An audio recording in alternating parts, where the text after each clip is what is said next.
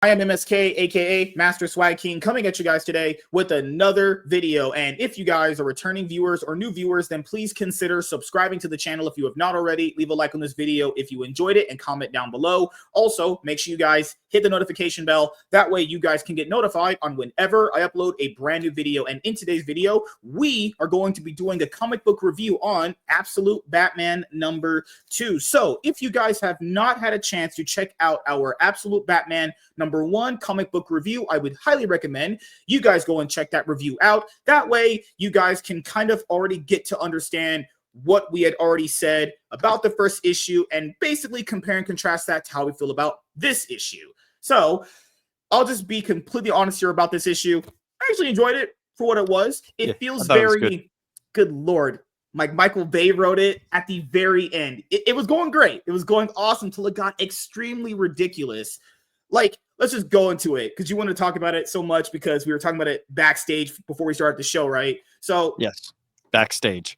Yes, we were having really, really good fun with each other backstage, but nevertheless, so Batman gets himself into a situation, gets out of said situation, then ends up next to this universe's version of Alfred, and then Bruce is like, we're getting out of this situation. Motherfucker hauls out a fucking new Batmobile that is a dump truck. That's his Batmobile. This. I'm not kidding, it's his Batmobile. It's quite interesting, especially for the Batman that has no money. I'm not gonna lie. I was actually laughing literally out loud when I was like, this man's insane. What in the fuck is that? Yeah, like, we're getting out of here, dude. How? With my dump truck. Yeah. That's his Batmobile. Not gonna lie. The design looks really, really cool. It's very fast-paced. It fits this world. It totally does. Totally does.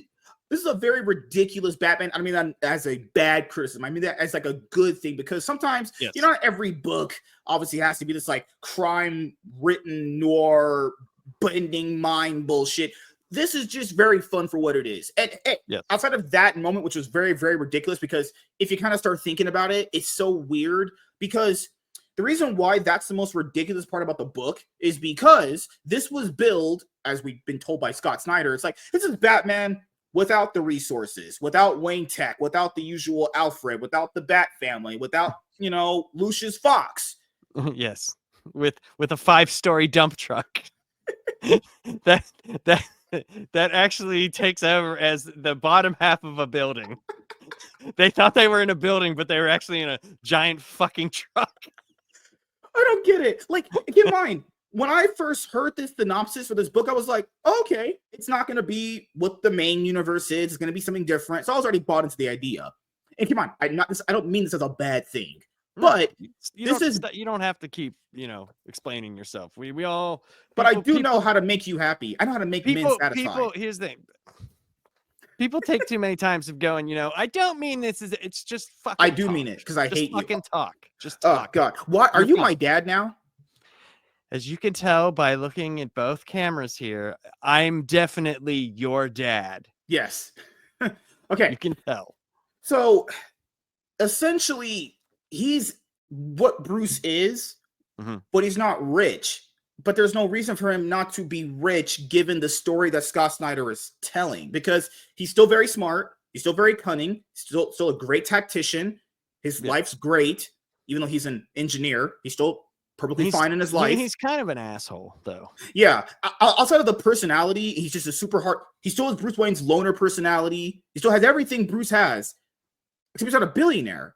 And it's like, well, that's the problem. And it's not something that inherently hurts the book. It's just more like, so he's every bit of Bruce Wayne just without the billions of dollars. But that would make it weird because if this random guy he's huge. This guy's a fucking actual tank, pun intended, right?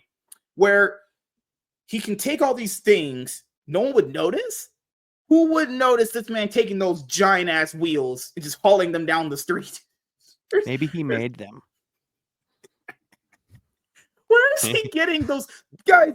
Those dump truck wheels are massive. I don't know how he's moving them, but this man is huge. Like, holy shit. You got to take it with a grain of salt, man. Like that I don't think those are questions I want answered. I don't Imagine, want that issue. I have do you ever not seen want Yu that issue Hakusho? Ever where seen Yu he's Hakusho? There was a part in Yu Hakusho, like toward the end of the Dark Tournament arc, where Torigaro picked up the tournament like ring and held it on his back. That how did this man pick up wheels that big and built this thing? People say he's not superpowered, just still a regular vigilante. How yeah, did he do that? This man is insane. I don't know.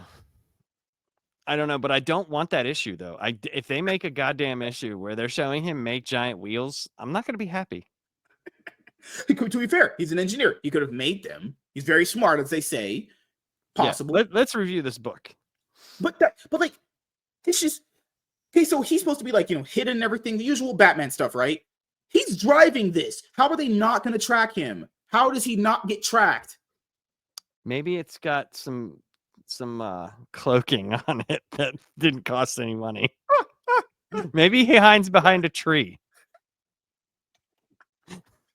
I don't know, man. Oh God, man, Scott, stop watching Michael Bay movies. They're no good for you, man.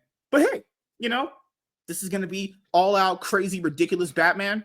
I'm all here for it. So we're gonna be picking off where we left off with the last issue. Okay, so his trauma of losing his dad to that shooter when he was younger, and then the bats, screech at him and they attack him. Yep. And then you get right here, Absolute Batman, The Zoo, part 2 of 5.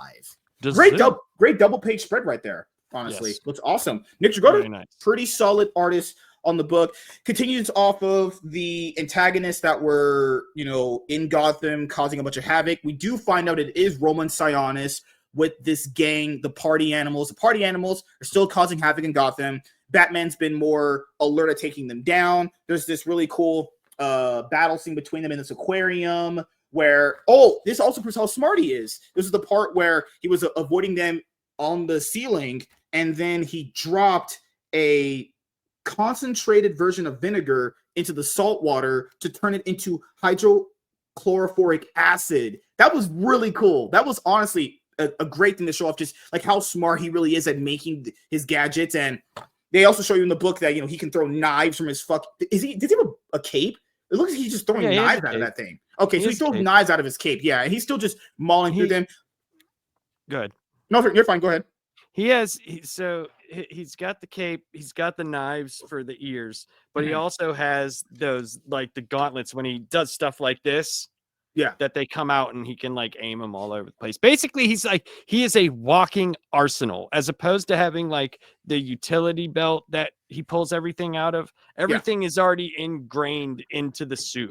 That's why I personally did not have a problem with the logo, because I knew as soon as he used it as an axe, I was like, okay, so the logo is not going to be as important like it is in, having the bat signal and those things, where it's not going to be this iconic thing. He actually uses everything to his advantage. Yeah. Everything in that suit is made to fuck people up. And I like that. The motto of the book was because Alfred also monologues in the book as well. Basically, the main motto of the book, or message, you could say, is retreat and regroup. That's the message they want you to know throughout the book, that this Batman can basically reach you from a situation and regroup his thoughts and go into the next battle. So yeah, because he's thinking like Alfred's thinking since he's young, he doesn't have the experience and he might not be as set up as say like Alfred is from the Shadows. But he's already been bested once. Well, you could say twice, because he stole a shotgun and he stole his bike in the last one. And he stole that truck that he calls a Batmobile. Did he steal it, or was it already there? Because if you remember, maybe he's just borrowing it for a little bit. Well, it's got bat stuff on it. So like, if you remember, like he talked about like where all of his places had been. So. Also after that, Alfred is still tracking Bruce. He's still monitoring him. There's an interesting part where he finds out that Bruce is talking to his dad's killer, Joseph Chill. So that's but you gotta before that, Bruce goes into the sewer, right? And then when Alfred's tracking him, let me talking about this page, right? yes, if you look at all the places that he has set up, it's the bat symbol. Not gonna lie, I did notice that. Yeah, I did not. You're a it's genius. the I love bat you. symbol, and that's what I'm saying. Like, he's got like all these things set up appropriately Mhm. that everything about him is tied into this Batman, where Bruce Wayne, our Bruce Wayne, has that Bruce Wayne persona, right?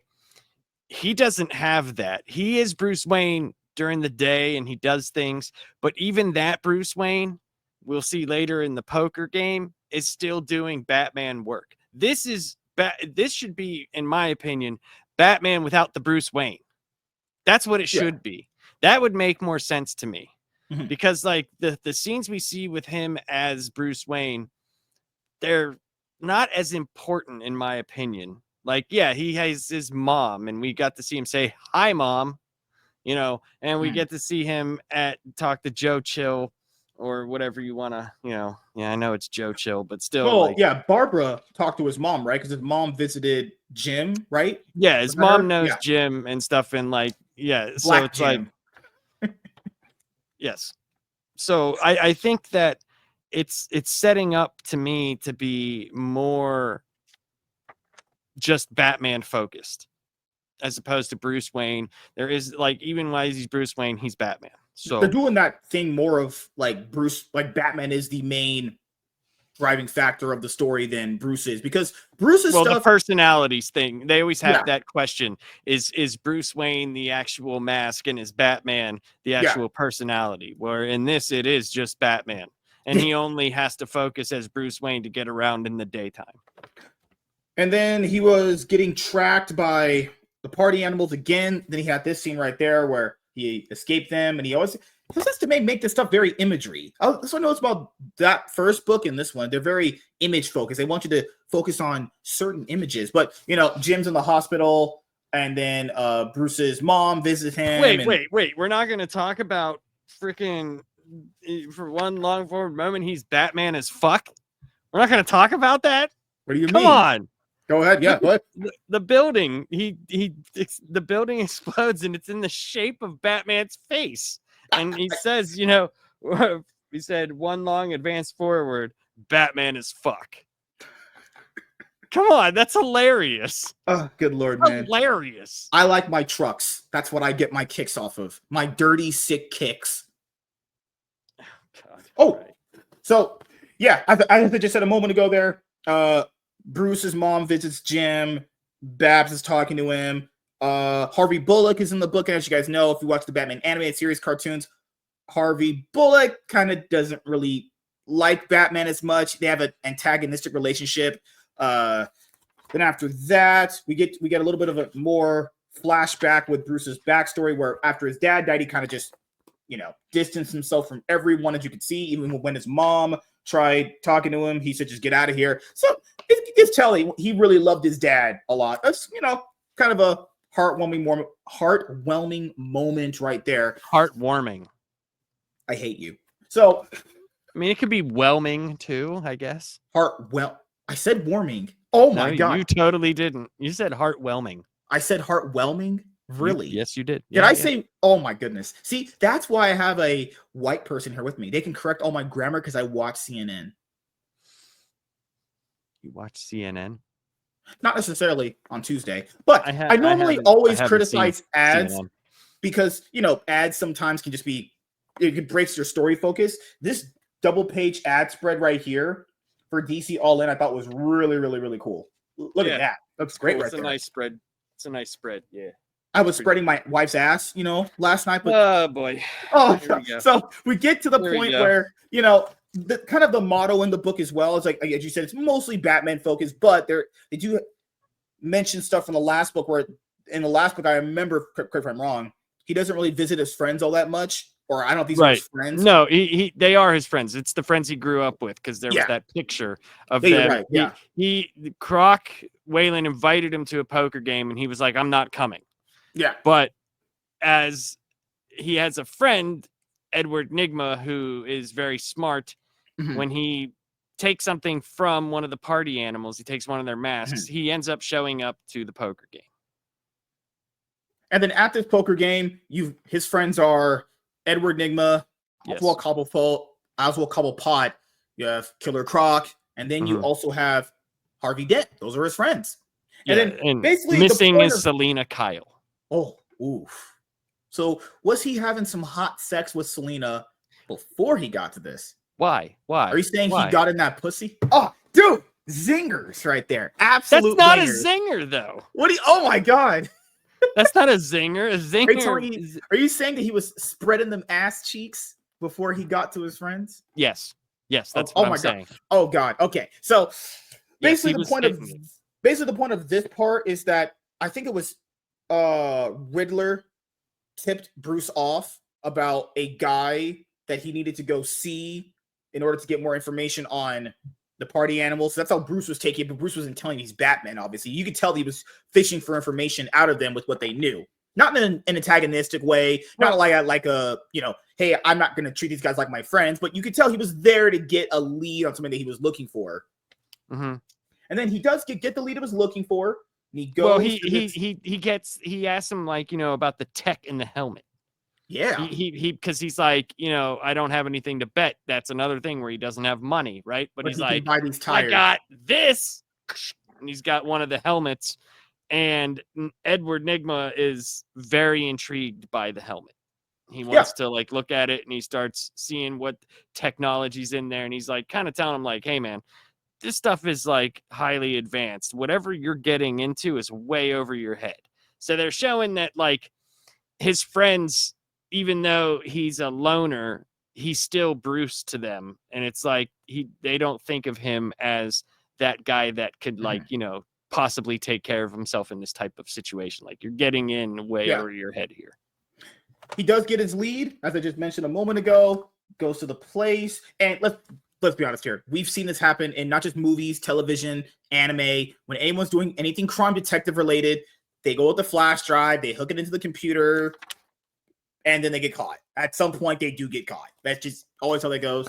He does get caught being there, and it is Roman Sionis, Black Mass, who ends up talking to him not that long, because he basically says, I have a deal for you. Yep. Gotham PD is outside, so he's kind of trapped. You have party animals coming in with bazookas, shooting him. He dodges the missile, which was, good lord, this man dodged a missile to his face. That's actually crazy. Yeah, well, it's an RPG, but yes, he still dodged it. Yeah. Ridiculous book, man. It's absolutely so fun. So he realizes he is pretty much outnumbered, goes down this elevator shaft, and then Alfred's there. Alfred's been tracking him, just like he was in the last book. And he says, basically, long story short, we can team up. We can make some sort of Suicide Squad. Guys, I'm kidding. That's not what's said. He slides down the elevator shaft and he lands on something, and he opens up a hatch, and he's got his hands on the thing and his hands on a rail here. Mm-hmm. What I want to know is this. Mm-hmm. Alfred's walking over to him, right? Yeah. What did he think he was walking on? How did he get inside of it? Well, what happens next is it's not even necessarily if he's even inside of it, right? What did he think he was walking on, and what did he walk off of to get onto this? I don't know where the level of ground that he made up. That was my, what was crazy? That was my actual only issue with the book, was that part, because it felt like Scott, he wanted to get to the next part so bad, he just went in with made up some bullshit right there just to progress the story forward. Because that made how did he not know he was in something that big? Right. Well, because he's tracking him. He's tracking the whole book. Right. That's what he found him there. He's telling him, and I think the reason why I asked this question is because he's like, look, we have to get out of here, and if you don't, you're fucked. He's like, I have a car back here, back this way. We can go. And he's like, he's like 30 seconds, and he tells him, he's like, I have a car hidden out back unless you have one, huh? And he's like, you're standing in it. And it's like, wait, what? And he's so surprised by it, he flies backwards, Alfred, and it's like, wait a minute, what? How did that happen? How did he not know he was inside of some sort of automobile? That's what I want to know, because he's looking, you look at it, and it's like right there, he's literally like you're standing in it, and that's the thing that pops out of the building. And look how small the people are compared to it. So Also, how keep in did mind, Alfred not keep in know he mind, was in some sort of vehicle of some sort? I just want to point out, Alfred is definitely very smart in this. Not to take that away from him, he's been tracking Bruce basically 2 issues straight. I was gonna point out, how in the world did he not know he was in something that big? That's just I don't ridiculous. know. Yeah, I don't know. But you know what? Here's the thing. Here's the thing. It's one of those Michael fun Bay things. doesn't It's one care. of those fun things that I like to ask. But I'm being honest. When I read it, I didn't care. I'm being honest. Like, I didn't care. So just like when I banged my wife, you didn't care. Well, why would I? That's She's true. not real. Whoa. Hold on. You're right. So it reminded me of just when I read Aliens versus Avengers #1 by Jonathan Hickman. There's a part where it just went and progressed, though it made no sense to how it progressed. What, Aliens versus Avengers? There was a part where literally it made no sense about how it progressed, just like this. Very, very, very similar. It made no sense, but it just did it. And I was like, I mean, I guess, you have that in comic books, random shit that happens. I'm going to have to read that. And you read it, and I will give you a cookie. It. So, I don't want cookies. After that, Bruce, with his brand new dumpster truck Batmobile that he apparently is on an engineer salary, can build. And I don't know how, I haven't read Absolute Batman #3 yet, obviously, when we're doing this review. But how could they not track this? If they can't track him, this city's police are trash. Well, Gotham's police have always been trash. I mean, come on. And then after that, we get a flashback to Bruce's past once again, and it's Selina. So it's like, very end of the book. It's like he didn't want to hang out with any of his friends, right?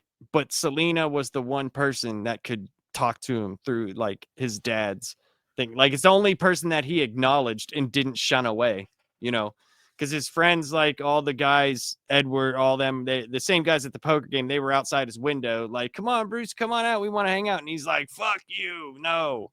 And Selina comes to his window, you know, with her little cat ears on her freaking hoodie. Of course, that's what she would have on. Of course, and Bruce would be doing it at that age. Man, he's like, all depressed about his dad. And he's like, get up. Are you coming with me? He's like, oh, yeah. Yeah, that's where it ends. Yeah, Selina Kyle is the character he's going to end up apparently going with in the next book, hopefully. And then after that, you get an ad. See, I like that for these books so far. The ad placements have been not too jarring in places where it breaks the story. And that cover, as you guys know, which is a Dan Mora cover, looks absolutely amazing. Looks great. And we will be getting to Just League Unlimited #1 very, very soon. This is what they need to do. This is where all ads need to do in comic books. Put that shit at the very end of the book. No one's trying to have their story imagination when they're trying to like even visualize how the characters are talking be broken by an ad. But I get it, you know?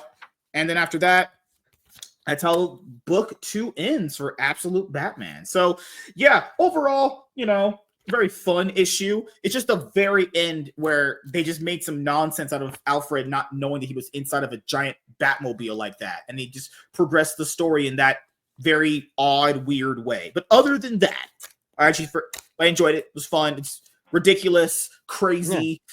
Yeah. It's fun. It's definitely moving the story along a lot too. Well, so what are your last thoughts? You all in? I've outdone myself tonight, guys. I'm literally a genius. Okay.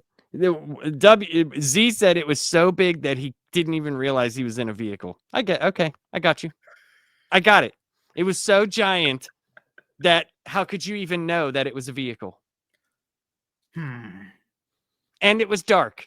So maybe he was in the giant bucket in the back and thought it was in the last issue, he knew that Bruce was even in like locations that he thought were but he was tracking him. He was tracking him. That's different than knowing that he has a giant truck at the bottom of a building. Oh, you know, God, I love this. Different. I'm not gonna lie, I love this Batman. It's just so. Oh God, Michael Bay has entered the DC universe, as far as comics wise, and I'm all here for it. But yeah, I bought some new Power Ranger helmets too. Do you have Justice League versus Power Rangers? Yeah. I have that too. Wink, I have it. Yeah. I do have it. So do you have my Riz and my good looks and my money? I don't know what Riz is. I'm not that good looking, but That's I a have lie. money. But I have All right. money. So there's that. So you're essentially absolute Batman without the money. No. Uh, I'm so definitely Lap's comic fan, more known as Steve. how dare you be Steve? That's my you name. Need to be a Jeff. Well, you mean Geoff? Geoff. Oh God. Yeah. So for me, fun book, crazy, ridiculous book, but definitely not as good as book one. Issue 1 was very much way better, but this was fine. Just cool, ridiculous, fun, just basically like a classic action movie with ridiculousness attached to it. But this Batman is just all types of crazy, and I'm all here for it. He's definitely brutal. He's definitely brutal. Brutal's an understatement. That guy was whacking people with his axe to the neck. What? Whacking. You know, I put the emphasis on the H, like Family Guy is doing. It's okay. So cool whip. Well, so he was whipping. Did you know? But listen, you're gonna mess up the next segment anyway. So I would never do that. But yeah, okay. All jokes aside, guys. Right, yeah, I am. Okay, I'm all in for this absolute Batman. Scott Snyder, you're doing some good work here. Just if you're gonna do moments like that, literally, just take your time, put the extra panel in, have the artist do it. But it wouldn't have made such a big splash if, like, him busting out of a building if we already knew that he was in a big giant thing. You know? That is true. What? See, this is the thing. That's why you're rich and successful, and I'm a black guy. But yes, thank you guys for checking out this video. If you guys are returning viewers or new viewers, then please consider subscribing to the channel if you have not already. Leave a like on this video if you enjoyed it and comment down below. Also, make sure you guys hit the notification bell. That way you guys can get notified on whenever I upload a brand new video. And I am MSK, aka Master Swag King, and we're going to be signing out, guys. See you guys later. Deuces. Peace.